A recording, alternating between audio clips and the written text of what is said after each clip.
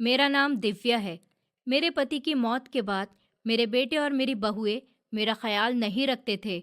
वो मुझे बोझ समझते थे। वो अपनी अपनी ज़िंदगी में इतने बिजी हो गए थे कि अब उनके पास मेरे लिए वक्त ही नहीं था।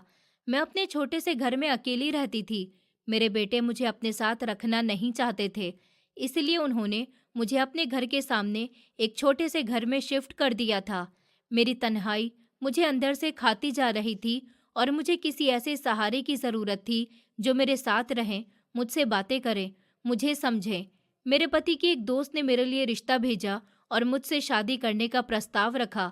ये बात जब मैंने अपने बेटे को बताई तो उन्होंने साफ मना कर दिया और गुस्से में मुझ पर चिल्लाने लगे कि माँ, आपको शर्म नहीं आ रही? आप इस उम्र में शादी करेंगी? आप क्या चाहती हैं कि हम समाज में मुंह दिखाने के काबिल न रहें? लोग हमें तरह तरह के ताने मारेंगे। हम ये ज़िल्लत भरी ज़िंदगी कैसे जिएंगे? आप ऐसा नहीं कर सकती। आप इस उम्र में शादी नहीं करेंगी। लेकिन मैंने अपने बेटों की बात नहीं सुनी और शादी के लिए हाँ कर दी और मैंने शादी कर ली। तब मेरे बेटों ने हर तरफ ये खबर फैला दी कि मैं कैरेक्टरलेस हूँ और अब उनका मुझसे कोई रिश्ता नहीं है। मुझे ये बात सुनकर बहुत दुख हुआ, लेकिन मैं अपने पति के साथ उनके घर पर ही रहने लगी और खुशी से अपनी ज़िंदगी गुजारने लगी। और फिर एक साल के बाद जब मैं घर पर अकेली थी तो गेट पर खटखटाने की आवाज़ आई। जब मेरे सारे बच्चे अपनी शादीशुदा जिंदगी में बहुत ही खुश और व्यस्त हो गए। मेरे पति का कुछ टाइम पहले ही देहांत हो गया था और मैं अकेली रहा करती थी। मुझे अपने पति की बहुत याद आती थी और बहुत ही अकेलापन महसूस होता था, लेकिन मैं चुप रहती थी। मेरे दो बेटे थे और एक बेटी थी। मेरे दोनों बेटे एक साथ रहते थे और उनके घर के सामने ही एक छोटा सा मेरा कमरा था और मैं वहीं रहती थी। अगर मेरी बेटी कभी अपने भाइयों के घर आई और मैं उसे अपने पास रुकने का कहती, तो वो मुझे साफ मना कर दिया करती थी और कहती कि माँ, आपको तो पता है मेरा अपना खुद का एक परिवार है, मैं उसको छोड़कर आपके पास कैसे रह सकती हूँ। बस ठीक है, जो चल रहा है उसे चलने दें। मैं कभी कभार आपसे मिलने आ जाती हूँ, बस यही बहुत है। मैंने उसकी तरफ हैरत से देखा और फिर मैं खामोश हो गई। मेरी तन्हाई मुझे अंदर से खाती जा रही थी। पूरा दिन मुझे ऐसा लगता था जैसे एक साल हो और बहुत मुश्किल से गुजरता था। रात तो मुझसे गुजारी ही नहीं जाती थी। मैं कई बार उठती बैठती, इधर उधर देखती, अपने आप से बातें करती, खुद से ही सोचती और फिर सोचते सोचते सो जाती। कोई भी मुझसे बात करने वाला नहीं था। बहुत बार मैं अपनी पोती और पोते से कह चुकी थी कि थोड़ा सा वक्त मुझे भी दे दिया करो। एक दिन में 1 घंटा ही सही मेरे पास आ जाया करो और मुझसे बात कर लिया करो। लेकिन कोई भी मेरे पास नहीं आता। लेकिन जब मेरे अपने बच्चों के पास ही मेरे लिए टाइम नहीं था, तो मैं दूसरों से क्या शिकायत करती। बस उन्होंने अपनी जिम्मेदारियां पूरी करने में अपनी सारी जिंदगी लगा रखी थी। एक बेटे के घर से सुबह का नाश्ता आता और दूसरे बेटे के घर से दोपहर का खाना और फिर एक बेटे के घर से रात का खाना। बस उनका फर्ज यही तक था और इसके अलावा वो कोई और जिम्मेदारी पूरी नहीं करते थे। और खाना देने भी वो खुद नहीं आते थे। उनके नौकर खाना लेकर आते और फिर जब दूसरी बार खाना लेकर आते तो पहले के खाने के बर्तन लेकर चले जाते थे। मेरा तो खाना पीना भी अब कम हो चुका था। मुझे बहुत बुरा लगता था जब मैं पूरा दिन घर में अकेली रहती थी। मुझे अपनी जवानी का वक्त याद आता था जब मैं बहुत खुशी से अपनी जिंदगी गुजार रही थी। मेरे पति जिंदा थे और मेरे बच्चों की शादी नहीं हुई थी। मेरे 2 बेटे और एक बेटी थी। मेरे बड़े बेटे का नाम राहुल था और दूसरे का नाम अजय था और मेरी सबसे छोटी और लाडली बेटी का नाम अंजलि था। मैंने उनकी परवरिश में कोई कमी नहीं की थी, उनकी हर ख्वाहिश पूरी की थी क्योंकि मेरे पति की सरकारी नौकरी थी। वो एक बहुत अच्छे इंसान थे। उनके देहांत के बाद ही मुझे इतनी मुश्किलों का सामना करना पड़ा। मेरे बच्चे अपनी शादीशुदा जिंदगी में बिजी हो गए। मेरे पति के एक दोस्त जो हमारे घर अक्सर आया जाया करते थे, उनका नाम रविंद्र सिंह था।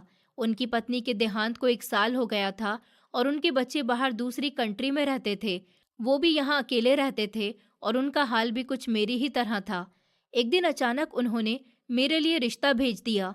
ये बात सुनकर मैं बहुत हैरान हुई, लेकिन मुझे एक सहारे की ज़रूरत थी और ये सहारा मुझे एक पति की सूरत में मिल रहा था।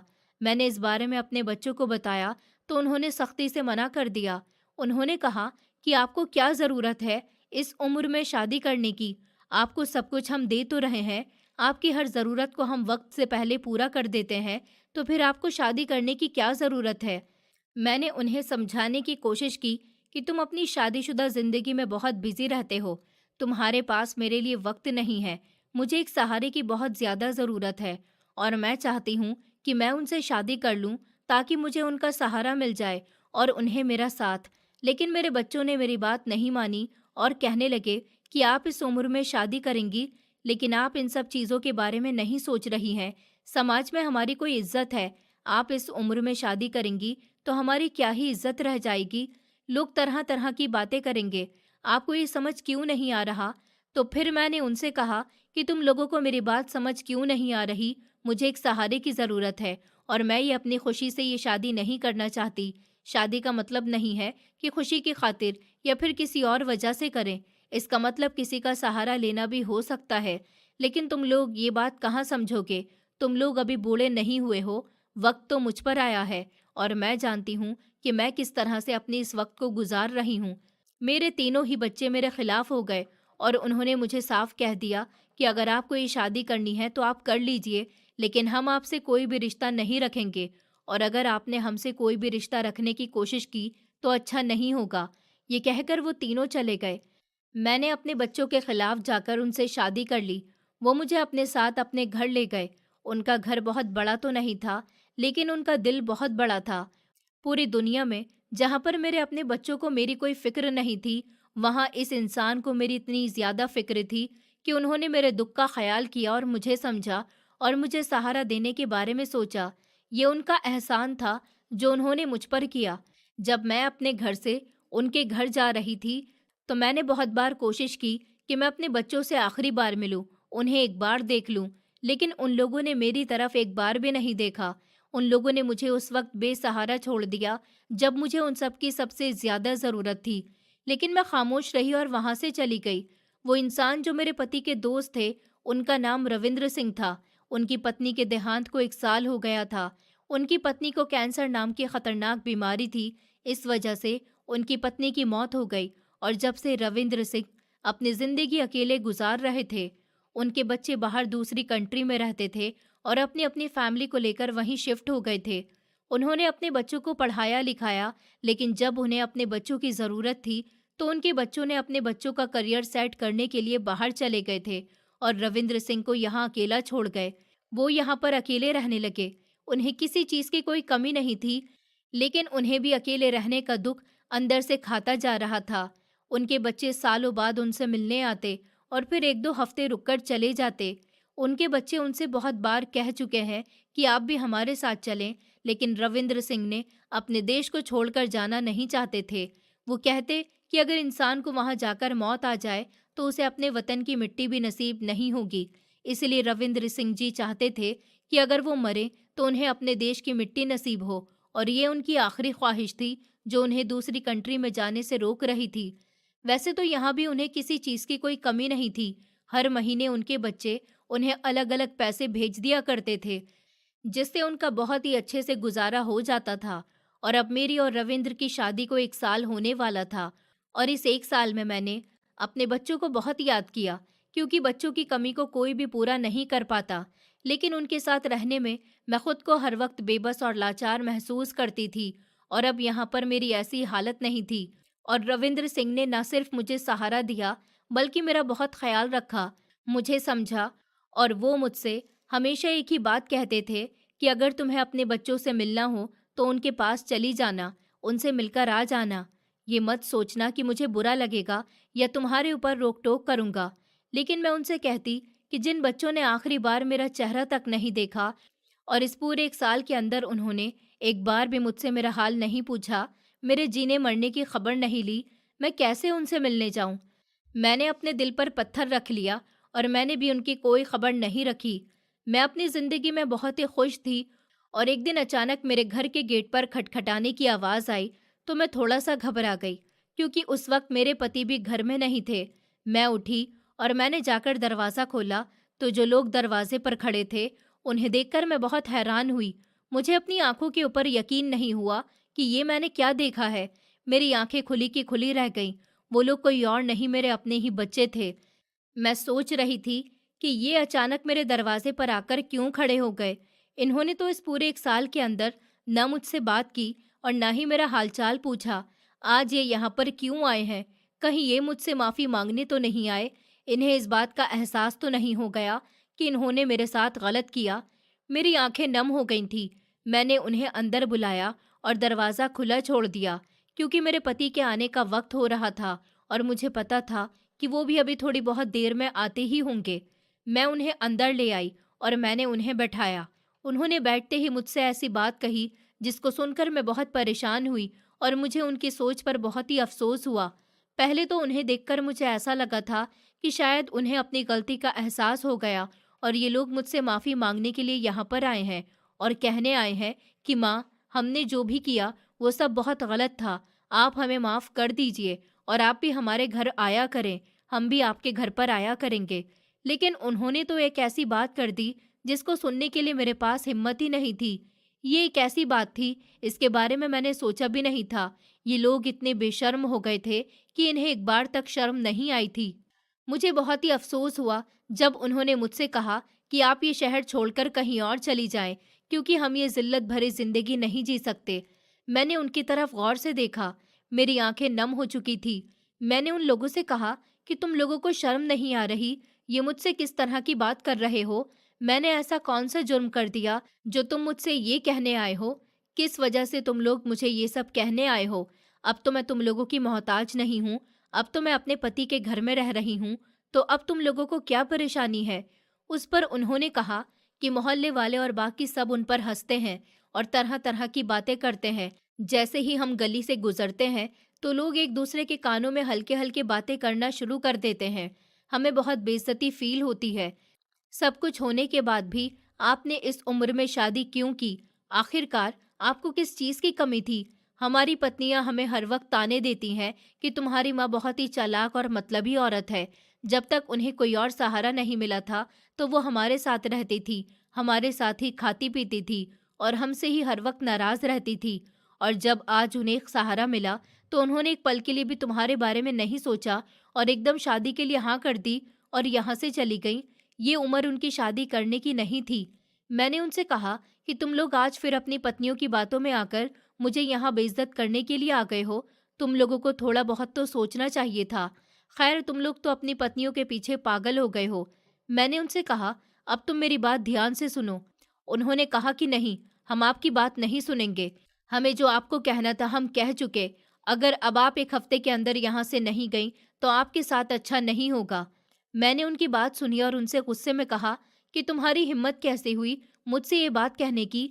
मैं अपने पति के साथ उनके घर में रहती हूँ। तुम लोग कौन होते हो मुझे ये कहने वाले कि निकल जाओ मेरे घर से? मुझे तुम्हारी शक्ल भी नहीं देखनी। मैं सोच भी नहीं सकती थी कि तुम लोग मुझसे इस तरह की बात करोगे। मुझे ये सुनकर बहुत बुरा लग रहा है कि तुम लोग मेरे बारे में ये सोचते हो। तो फिर वो बोले कि आपको हमारी इतनी सी बात सुनकर इतना बुरा लग रहा है और हम जो इस समाज के ताने सुन रहे हैं, अपनी पत्नियों के ताने दिन रात सुनते हैं। आपको हमारी तकलीफ नज़र क्यों नहीं आ रही? अगर आप चाहती हैं कि आपकी बेटे शर्मिंदगी से बच जाएं, तो अभी भी आपके पास वक्त है। उस इंसान को छोड़ दें और हमारे साथ घर वापस चलें। आप जो कहेंगी हम वो करेंगे। तो मैंने उनसे कहा कि मैं ऐसा कुछ भी नहीं करूँगी। जो होना था वो हो गया।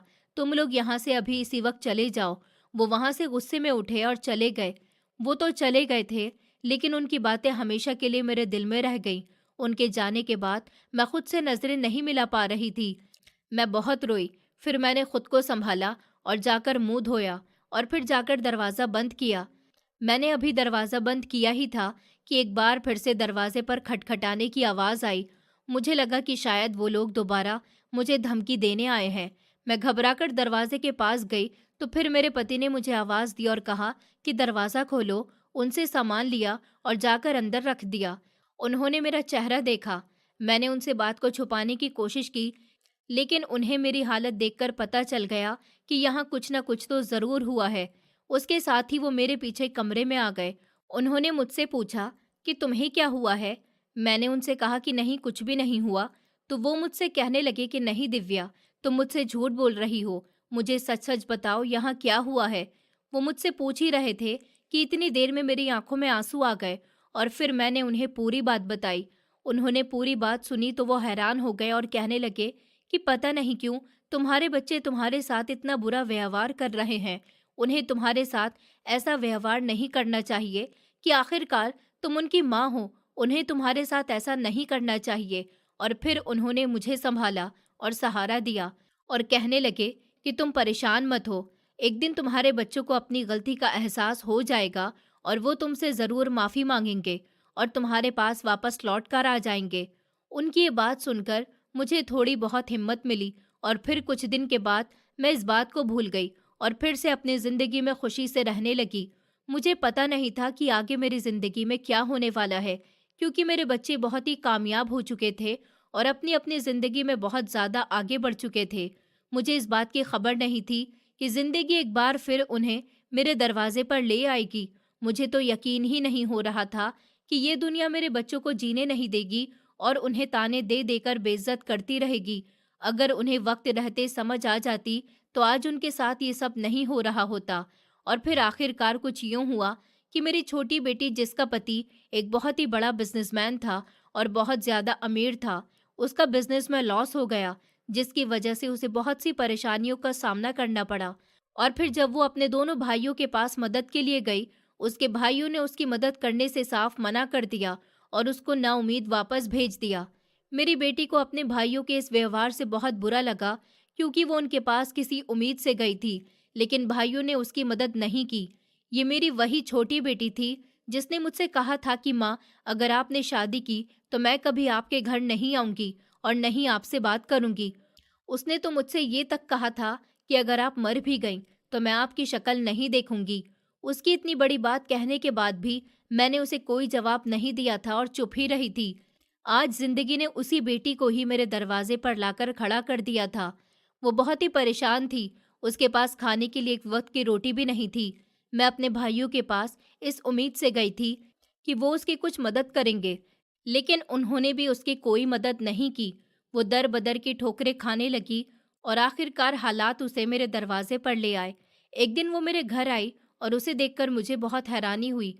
मुझे लगा शायद ये भी मुझे धमकी देने आई है और कहने आई है कि माँ आप यहाँ से चली जाएं, या फिर ये भी मुझे कुछ ना कुछ बातें सुनाने आई है। लेकिन जब उसने मुझे पूरी बात बताई तो उसकी बात सुनकर मैं हैरान हो गई और मैंने उसे गले से लगा लिया। मैं ऐसे कैसे अपनी बेटी को बेबस और लाचार देख सकती थी। और फिर मैंने अपने पति से अपनी बेटी के बारे में बात की तो उन्होंने मुझसे कहा कि तुम जितनी भी चाहें अपनी बेटी की मदद कर सकती हो। मुझे इस बात से कोई परेशानी नहीं है। जो कुछ भी मेरा है वो तुम्हारा भी है।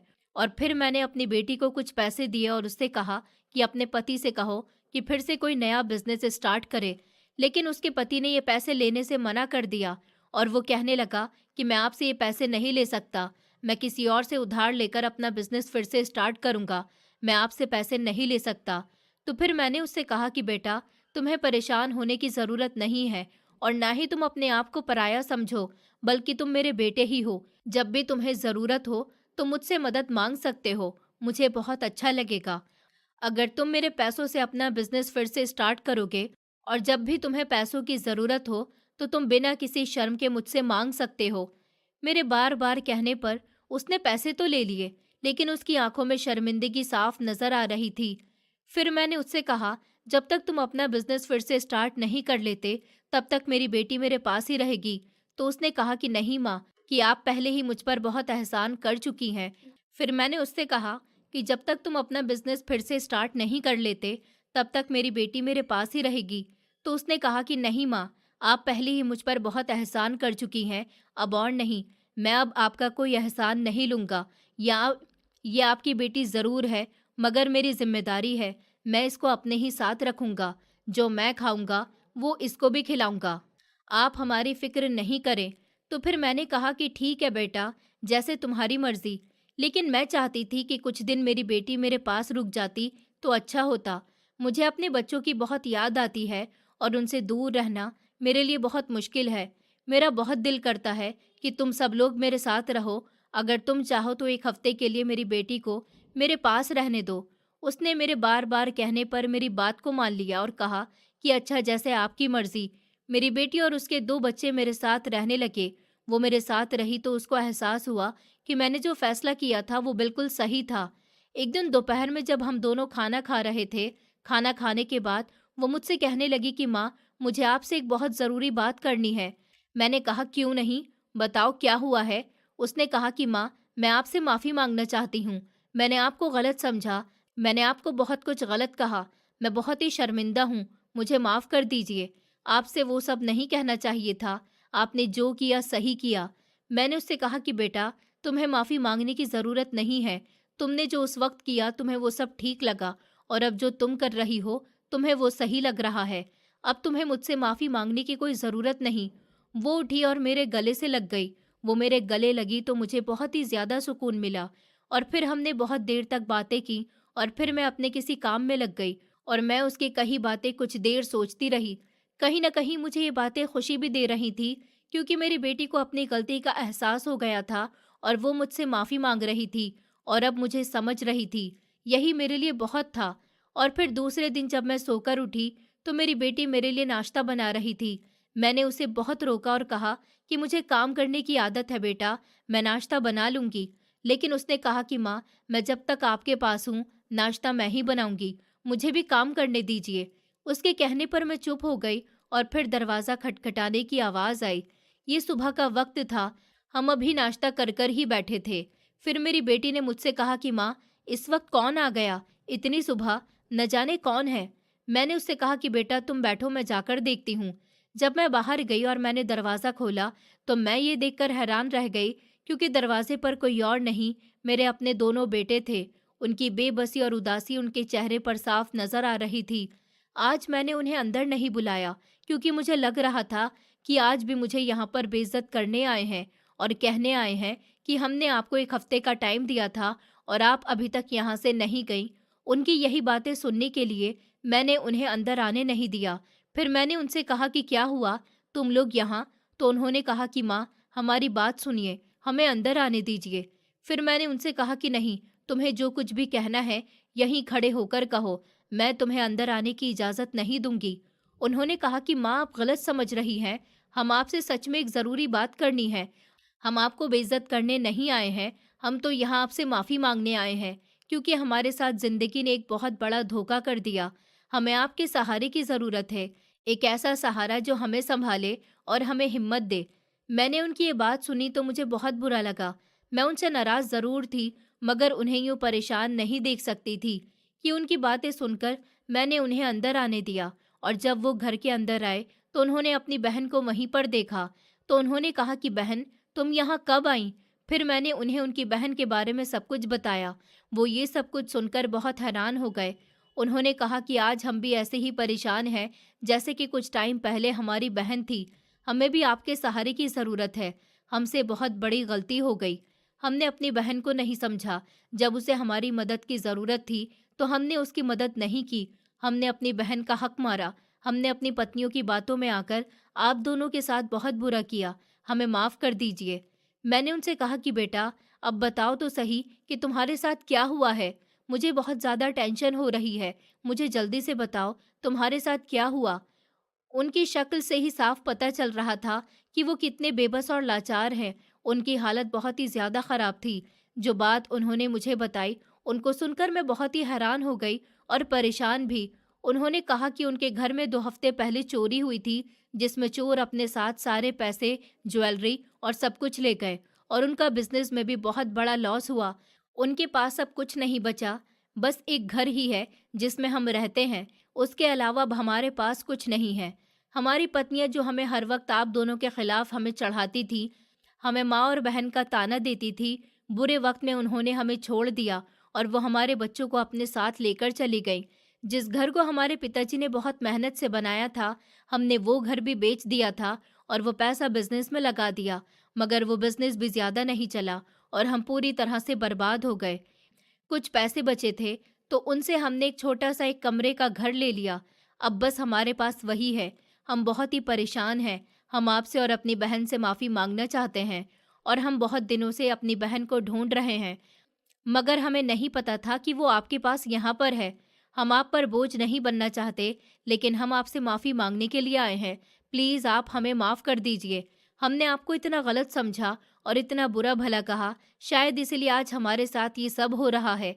इतना कहते ही वो दोनों भाई मेरे पैरों में गिर गए और मुझसे हाथ जोड़कर माफ़ी मांगने लगे। मैंने उन्हें हिम्मत दी कि बेटा, तुम दोनों को मुझसे माफ़ी मांगने की ज़रूरत नहीं है। मैं तो तुम्हारी कामयाबी और लंबी ज़िंदगी के लिए हर वक्त ऊपर वाले से प्रार्थना करती हूँ। मैं अपने बच्चों को परेशान नहीं देख सकती। तुम लोग मेरी ज़िंदगी में बहुत ही इम्पोर्टेंट हो। अगर आज तुम्हारे पिताजी भी जिंदा होते तो वो भी तुम्हें इस हाल में नहीं देख पाते, और मैं भी परेशान हूँ तुम्हें इस हाल में देखकर। फिर मैं अपने दोनों बेटों को अपने पास रुकने के लिए कहा। पहले तो उन्होंने मेरे घर रहने से मना कर दिया, उसके बाद वो मान गए। मेरी बात मानने के अलावा उनके पास कोई और रास्ता नहीं था। अगर वो यहाँ पर नहीं रहते तो पता नहीं कहाँ जाते। उनकी पत्नी अभी अपने बच्चों को लेकर उन्हें छोड़कर जा चुकी थी। मैं उनका एक आखिरी सहारा थी, और मैं भी उनकी मदद करने से मना कर देती तो फिर वो बेचारे क्या करते। और मैं उनकी माँ थी, मैं उन्हें परेशान कैसे देख सकती थी। इसलिए मैंने उनकी मदद करने का फैसला किया। मैंने उनसे कहा, जो मैं खाती हूँ मैं वो तुम लोगों को भी खिलाऊंगी, लेकिन एक परेशानी ये है कि मुझे पहले अपने पति से परमिशन लेनी होगी, क्योंकि इतना बड़ा फैसला मैं अकेले नहीं ले सकती।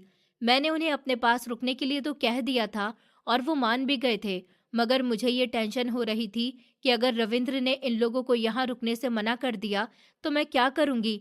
लेकिन मुझे अपने पति पर पूरा यकीन था कि वो कभी भी मुझे मना नहीं करेंगे।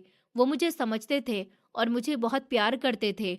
आज शाम जब वो वापस आए तो मैंने उन्हें बताया कि मेरे बेटों के साथ ये सब हुआ और मैं चाहती हूँ कि वो भी मेरे साथ रहें। उन्होंने मेरी बात सुनी तो वो हैरान हो गए, क्योंकि उन्हें मेरी इस बात पर यकीन नहीं आ रहा था। और वो मुझसे कहने लगे कि ऐसा कैसे हो सकता है।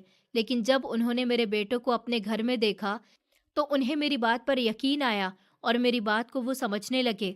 जब मैंने उन्हें पूरी बात बताई तो वो कुछ देर के लिए चुप हो गए। मुझे और ज़्यादा टेंशन होने लगी कि पता नहीं अब रविंद्र क्या कहेंगे। लेकिन फिर वो मुस्कुराकर बोले, मैंने तुमसे पहले भी कहा है, इस घर पर जितना हक मेरा है उतना तुम्हारा भी है। तुम इस घर की मालकिन हो और तुम जो भी फैसला लोगी मैं तुम्हारे साथ हूँ। अगर तुम चाहती हो कि तुम्हारे बच्चे तुम्हारे साथ रहें क्योंकि वो परेशान हैं और उनका तुम्हारे अलावा कोई और सहारा नहीं है, तो तुम उनकी माँ हो और तुम उन्हें ऐसे बेसहारा नहीं छोड़ सकती। इसलिए तुम्हें जो भी ठीक लगे तुम वो करो, मैं तुम्हें नहीं रोकूंगा। जैसे ही उन्होंने ये बात कही मुझे बहुत ज़्यादा खुशी हुई। मैंने ऊपर वाले का धन्यवाद किया और कहा कि है ऊपर वाले, तेरा धन्यवाद कि तूने मुझे इतना अच्छा पति दिया, जो मुझे इतना ज़्यादा समझते हैं, मेरा ख्याल रखते हैं और मुझे बहुत ज़्यादा प्यार करते हैं। अब मेरे दोनों बेटों ने अपने बहनोई के साथ बिजनेस में पार्टनरशिप कर ली और बिजनेस को आगे बढ़ाने के लिए दिन रात मेहनत करने लगे। वो तीनों अब यही चाहते थे कि वो जल्द से जल्द कामयाब हो जाएं। वो दिन रात एक कर रहे थे और दिलो जान से अपने बिजनेस को आगे बढ़ाने में लगे रहे, और फिर आखिरकार वो कामयाब हो गए। देखते ही देखते उनका बिजनेस बहुत ज़्यादा आगे बढ़ गया। इन लोगों का काम इतना ज़्यादा आगे बढ़ गया था कि अब इनके पास दूसरी कंट्री से भी ऑर्डर आने लगे थे। बहुत जल्द उन्होंने अपना वो सब कुछ वापस हासिल कर लिया जो उन्होंने अपनी नादानियों की वजह से खोया था। अब बात ये थी कि उनके बच्चे और उनकी पत्नियां जो उन्हें बुरे वक्त में छोड़कर चले गए थे, अब वो कहाँ होंगे। मैं अपने बच्चों से बहुत बार कह चुकी थी कि तुम चाहे जितनी भी कामयाबी हासिल कर लो, चाहे जितना भी पैसा कमा लो, लेकिन अपनी माँ को कभी मत भूलना और अपने बच्चों को अपने घर में वापस ले आओ, क्योंकि इन सब पर तुम्हारे बच्चों का हक है। लेकिन वो मुझसे कहते कि माँ, जिन्होंने हमें बुरे वक्त में अकेला छोड़ दिया, जिस वक्त उन्हें हमारा साथ देना चाहिए था, हमारा सहारा बनना चाहिए था, उस वक्त वो हमें छोड़कर चले गए, तो अब कैसे हम उन्हें इस घर में वापस ले आएं। मैंने उन्हें बहुत समझाया कि बेटा, गलतियां तो सबसे हो जाती हैं और फिर ये तो तुम्हारा अपना ही खून है। अपने बच्चे और पत्नियों को माफ़ कर दो और जाओ उन्हें ले आओ। जब वो अपनी पत्नी और बच्चों को लेने गए तो उनके बच्चों की हालत बहुत बुरी थी। उनके मामा मामी उनके ऊपर बहुत जुल्म किया करते थे और उन्हें एक वक्त का खाना भी ठीक से नहीं दिया करते थे। आज तो उन्होंने हद ही कर दी थी। उन्होंने बच्चों पर चोरी का इल्ज़ाम लगाकर उन्हें घर से बाहर निकाल दिया था। असल में मेरी दोनों बहुएं आपस में सगी बहनें थीं और उन दोनों की शादी मेरे दोनों बेटों से हुई थी, और ये दोनों बहनें बहुत ज़्यादा चालाक और तेज़ थीं। इन्होंने अपने भाइयों की ज़िंदगी में इस तरह से जहर घोला था कि उन्होंने अपनी पत्नियों को घर से बाहर निकाल दिया और उन पर बहुत जुल्म किया करते थे।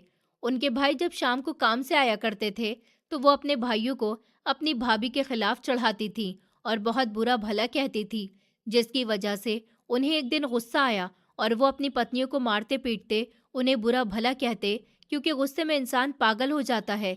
उन्हें समझ ही नहीं आता कि वो क्या कर रहा है। एक दिन उन दोनों बहनों ने एक ऐसी चाल चली और अपनी भाभीियों को इस तरह फंसाया कि उनके भाइयों ने अपनी पत्नियों को घर से निकाल दिया और फिर कुछ टाइम के बाद उन्होंने अपनी बहनों की शादी कर दी। जब उन्होंने अपनी बहनों की शादी कर दी तो उन्हें पता चला कि गलती उनकी पत्नियों की नहीं बल्कि उनकी बहनों की हुआ करती थी। उनकी बहनें झूठ बोलकर उनकी पत्नियों के खिलाफ उन्हें चढ़ाती थी और उन्हें सारा सच पता चल गया। उनकी भाभीियों ने सारा सच उनके भाइयों को बता दिया था, लेकिन फिर भी उन्होंने अपनी बहनों को माफ़ कर दिया और अपनी ज़िंदगी खुशी से गुजारने लगे, क्योंकि जो गलती वो पहले कर चुके थे अब वो दोबारा नहीं करना चाहते थे। इसीलिए उन्होंने अपनी बहनों से कहा कि तुम हमारे घर नहीं आया करो, हम तुम्हारे घर आकर तुमसे मिल लिया करेंगे। तो मेरी बहू के भाई महीने में एक बार उनके घर आते थे। मेरी बहुएं अपने भाइयों के घर नहीं जाती थी और जब वो बुरे वक्त में मेरे बेटों का साथ छोड़कर चली गई थी तो अपने भाइयों के घर में रह रही थी। उनकी भाभियां उनसे बदला लेना चाहती थी और उनसे बहुत परेशान हो चुकी थी, क्योंकि वो जानती थी कि अगर वो कुछ और टाइम उनके घर में रुकी तो फिर से पहले की तरह वो उनके घर खराब कर देंगी। क्योंकि मेरी बहू की आदत अभी भी वही थी और उन्होंने सुधारने का नाम नहीं लिया था। ऊपर वाले ने उन्हें समझाने के लिए उनसे सब कुछ छीन लिया, लेकिन फिर भी वो समझी नहीं और दोनों की दोनों बहनें सुधरने का नाम ही नहीं ले रही थी। वो समझती थी कि कैसे वो अपने अहंकार में इस कदर डूब चुकी थी कि उन्हें कुछ दिखाई नहीं दे रहा था। उन्हें अपने अलावा कुछ और नजर नहीं आता था। जैसे ये मुश्किल परिस्थिति में अपने पतियों का साथ देने की जगह वो उन्हें छोड़कर अपने भाइयों के घर चली गई थी। उनकी भाभियां उनसे पहले ही परेशान थीं और अब उन्होंने उन्हें अपने घर में ज्यादा इम्पोर्टेंस नहीं दी थी। उनकी भाभियां उनसे घर का सारा काम करवाती, उनके बच्चों से काम करवाती और उनके साथ बहुत सख्त व्यवहार करती। जब उन दोनों के भाई घर वापस आते तो उनसे बहुत प्यार से बात करती और कहती कि तुम लोग काम मत किया करो, तुम लोग हमारे मेहमान हो। सारा दिन तो हम खुद काम किया करते हैं, इस वक्त भी हम खुद ही कर लेंगे, तुम काम मत किया करो। अब उनकी भाभियां बहुत ज्यादा चालाक हो चुकी थी, क्योंकि जो धोखा उन्होंने अपनी नंदों से खाया था वो उससे सीख चुकी थी। आज जब मेरे बेटे अपने बच्चों को लेने के लिए गए, उनकी भाभीियों ने उन दोनों को और उनके बच्चों को घर से बाहर निकाल दिया और उन पर चोरी का इल्जाम लगाया। कहा कि ये हमारे घर से चोरी कर रहे थे, न जाने कितनी कीमती चीज चुरा चुके हैं। उन्होंने मेरी बहू को और उनके बच्चों को चोर बनाकर घर से बाहर निकाल दिया और ऊपर से मेरे दोनों बेटे अपने बच्चों को लेने के लिए चले गए। उन्होंने ये सब कुछ अपनी आंखों से देखा तो उन्हें बहुत अफसोस हुआ। अपने बच्चों की यह हालत देखकर वो बहुत परेशान हो गए।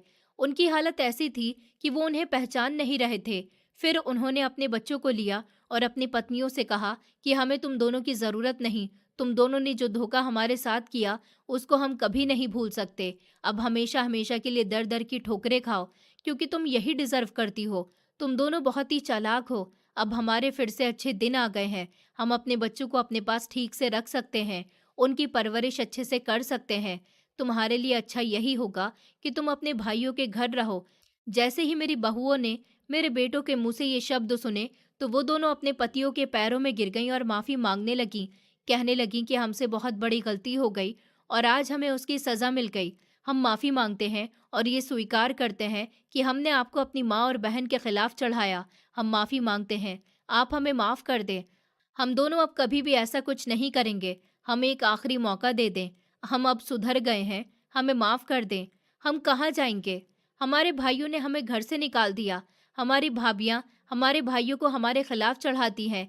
हमारे लिए कहीं जगह नहीं है। हमें अपने साथ अपने घर लेकर चलें। मेरे बेटों ने उनसे कहा कि अब हमें तुम्हारी ज़रूरत नहीं, क्योंकि जो धोखा तुमने हम भाइयों को दिया है उसकी कोई माफ़ी नहीं। तुम दोनों की वजह से हमने अपनी माँ और बहन को गलत समझा, उनके खिलाफ हो गए, उन्हें बेइज्जत किया और तरह तरह के ताने दिए। तुमने हमें उनकी ही नहीं, हमें हमारी खुद की नज़रों में भी गिरा दिया। और फिर जब मेरी बहू ने मेरे बेटों से बार बार माफ़ी मांगी तो उन्होंने अपनी पत्नियों को माफ़ कर दिया और मेरे बेटे अपनी पत्नियों को मेरे और मेरी बेटी के पास लेकर आए। उन दोनों ने मुझसे और मेरी बेटी से रो रो कर माफ़ी मांगी और कहा कि हमसे गलती हो गई, हमने आपकी कदर नहीं की, आपको गलत समझा और न जाने आपके बारे में क्या क्या कहा। हमें हमारे गुनाहों की सज़ा मिल चुकी है। अब हमें समझ आ चुका है कि हमने जो कुछ भी किया वो बहुत गलत था। हमें ऐसा नहीं करना चाहिए था। हमारी इन हरकतों की वजह से बात यहाँ तक आ गई कि हमारे पतियों को बिजनेस में भी इतना लॉस हुआ। घर में जो कुछ भी था वो चोरी हो गया। हमारे भाइयों और भाभीियों ने हमें घर से निकाल दिया और इतना सब होने के बाद भी हमारे पतियों ने हमें माफ़ कर दिया। अब हम चाहते हैं कि आप भी हमें माफ़ कर दें। उन्हें ऐसा कहते हुए देखकर मेरी आंखों में आंसू आ गए। मुझे वो सब कुछ याद आ गया जो उन्होंने कभी मेरे साथ किया था। वो दोनों बहनें मेरे बेटों को मुझसे इतना ज़्यादा दूर कर चुकी थी कि उन्होंने उस वक्त मेरी कोई बात नहीं सुनी, जिस वक्त मुझे उनकी सबसे ज़्यादा ज़रूरत थी। खैर, अब सब अपनी ज़िंदगी में बहुत खुश थे। मेरी बेटी भी एक खुशहाल ज़िंदगी गुजार रही थी और मेरे बेटे भी अपनी पत्नी और बच्चों के साथ खुशी से रह रहे थे। मेरी बेटी अपने घर चली गई।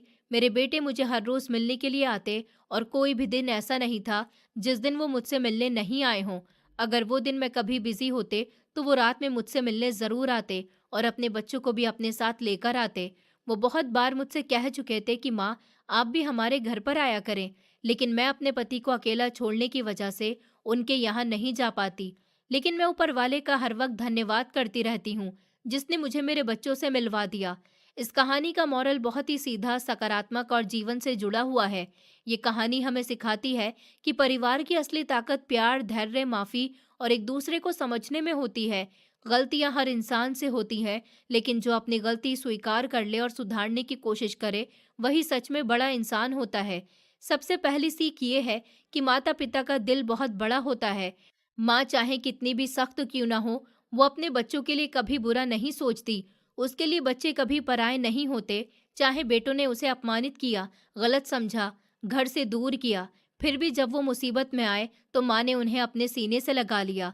इससे हमें समझ आता है कि सच्चा प्रेम बदले की भावना नहीं रखता। माँ का दिल नफरत नहीं पालता, वो सिर्फ दुआएं देता है। दूसरी बड़ी सीख ये है कि बुरे वक्त में ही अपने और पराये की पहचान होती है। जब तक सब कुछ ठीक चलता है, तब तक रिश्ते मजबूत लगते हैं, लेकिन असली परीक्षा तब होती है जब इंसान मुश्किल में हो। बेटों की पत्नी अच्छे समय में साथ थी, लेकिन कठिन समय में छोड़कर चली गई। वही माँ जो पहले ठुकराई गई थी, उसी ने सबसे पहले दरवाजा खोला। इससे ये सीख मिलती है कि हमें कभी अपने सच्चे रिश्तों की कदर कम नहीं करनी चाहिए। तीसरी सीख ये है कि दूसरों की बातों में आकर अपने ही लोगों को गलत समझ लेना बहुत बड़ी गलती होती है। बेटों ने अपनी पत्नियों की बातों में आकर माँ और बहन को ठेस पहुंचाई। गुस्से और अहंकार में इंसान सही और गलत का फर्क भूल जाता है, लेकिन समय ने उन्हें सिखा दिया कि बिना सोचे समझे फैसला लेना नुकसानदायक होता है। इसलिए जीवन में धैर्य और समझदारी बहुत जरूरी है। चौथी बात यह है कि अहंकार इंसान को अंधा बना देता है। बहुएं अपने घमंड में ये भूल गईं कि रिश्ते सम्मान से चलते हैं, चालाकी से नहीं। जब तक उनके पास सब कुछ था, उन्हें लगा कि वो सही हैं, लेकिन जब सब कुछ छिन गया तब उन्हें अपनी गलती का एहसास हुआ। इससे हमें ये सीख मिलती है कि घमंड कभी भी स्थायी नहीं होता और जो दूसरों के लिए गड्ढा खोदता है, वो खुद भी उसमें गिर सकता है। अगर माँ चाहती तो अपने बेटों को माफ नहीं करती। अगर बेटे चाहते तो अपनी पत्नियों को हमेशा के लिए ठुकरा सकते थे, लेकिन माफी ने ही इस परिवार को फिर से जोड़ दिया। माफी कमजोर नहीं होती, बल्कि बहुत बड़ी ताकत होती है। माफ करने से दिल हल्का होता है और रिश्ते दोबारा जी उठते हैं। ये कहानी ये भी सिखाती है कि इंसान को कभी किसी की मजबूरी का फायदा नहीं उठाना चाहिए। बहनों के भाइयों ने पहले अपनी पत्नियों के साथ अन्याय किया, फिर समय ने उन्हें भी वही दर्द महसूस कराया। इससे समझ आता है कि जो दर्द हम दूसरों को देते हैं, वो किसी न किसी रूप में वापस आता है। इसलिए हमेशा न्याय और सच्चाई के रास्ते पर चलना चाहिए। एक और महत्वपूर्ण सीख ये है कि परिवार में एकता और सहयोग से ही तरक्की होती है।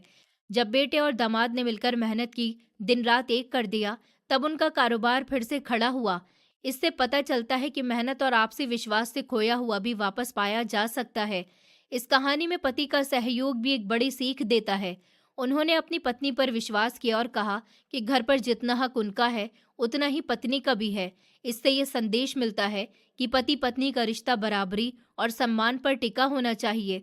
जब जीवन साथी साथ देता है तो कोई भी समस्या बड़ी नहीं रहती। सबसे अंत में ये कहानी हमें सिखाती है कि रिश्ते तोड़ना आसान है, लेकिन उन्हें जोड़ने में समय, धैर्य और सच्चे दिल की जरूरत होती है। अगर हर इंसान अपनी गलती स्वीकार कर ले और सुधारने की कोशिश करे, तो कोई भी परिवार बिखर नहीं सकता। जीवन में पैसा, सफलता और संपत्ति सब जरूरी है, लेकिन सबसे ज्यादा जरूरी है परिवार का साथ। इस कहानी का सच्चा और सकारात्मक मोरल यही है कि चाहे कितनी भी गलतफहमियां क्यों ना हो जाएं, सच्चा प्यार और माफी रिश्तों को फिर से जोड़ सकते हैं। माता पिता का सम्मान करें, अपनों की बात सुने और कठिन समय में एक दूसरे का साथ ना छोड़ें, क्योंकि अंत में इंसान के पास अगर कुछ रहता है तो वो उसका परिवार ही होता है। जीवन में परिस्थितियां चाहे जितनी भी बदल जाएं, रिश्तों की नींव अगर सच्चे प्रेम और विश्वास पर टिकी हो तो उन्हें दोबारा मजबूत किया जा सकता है।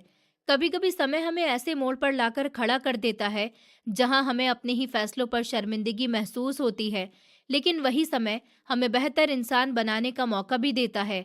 इस कहानी में बच्चों ने अपनी गलती को स्वीकार किया। ये बात अपने आप में बहुत बड़ी बात है। गलती करना गलत नहीं, लेकिन गलती मानना और सुधारना सबसे बड़ा साहस है। ये कहानी हमें ये भी सिखाती है कि किसी के कहने पर अपने रिश्तों को तोड़ देना समझदारी नहीं होती।